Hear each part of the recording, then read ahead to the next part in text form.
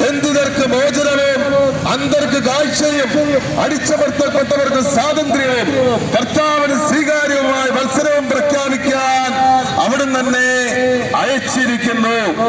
അതേ സഹോദരങ്ങളെ, ഈ ലോകത്തിലുള്ള സകല മനുഷ്യർക്കും രക്ഷകനായിട്ടാണ് ഈശോ ഈ ഭൂമിയിലേക്ക് കടന്നു വന്നത്. അതുകൊണ്ടാണ് ഈശോ പറഞ്ഞത്, ഞാൻ ലോകത്തിന്റെ പ്രകാശമാണ്. ഈശോ പറയുന്നു, ഞാൻ വഴിയും സത്യവും ജീവനുമാണ്. എന്നിലൂടെ അല്ലാതെ ആരും പിതാവിന്റെ സന്നിധിയിലേക്ക് കടന്നു വരികയില്ല.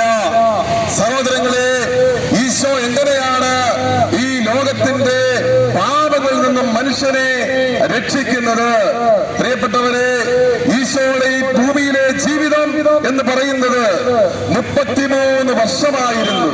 അതിൽ 30 വർഷം രഹസ്യ ജീവിതമാണ് ഈശോ നയിച്ചത്. 3 വർഷക്കാലം ഈശോ പരസ്യ ജീവിതത്തിലൂടെ കടന്നുപോയപ്പോൾ അനേകം അത്ഭുതങ്ങളും അടയാളങ്ങളും പ്രവർത്തിച്ചു.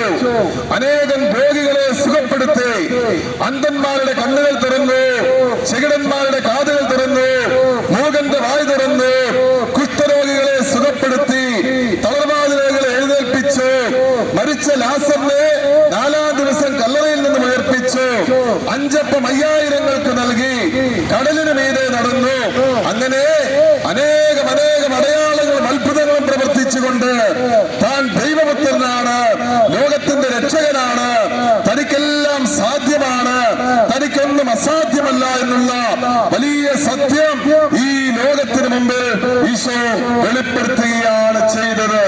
പ്രിയപ്പെട്ടവരെ, അവസാനം കാൽവരി കുന്നില് ആകാശത്തിനും ഭൂമിക്കും മധ്യേ മരക്കുരിശില് ഈശോ 3 ആണികളിൽ മേൽ നഗ്നനാക്കപ്പെട്ട് തൂങ്ങിക്കിടന്നുകൊണ്ട് അവസാനത്തുള്ളി ചോരയും ചിന്തി തന്റെ ജീവൻ വെടിഞ്ഞപ്പോൾ ഈ ലോകത്തിന്റെ സകല പാപങ്ങൾക്കുമുള്ള, സകല മനുഷ്യരുടെയും അടിമത്തങ്ങളിൽ നിന്നുള്ള മോചനത്തിനുള്ള പരിഹാരമായിട്ടാണ് ഈശോ ഈ കാൽവരി മലയിൽ തന്റെ ബലിയർപ്പണം പൂർത്തിയാക്കിയത്.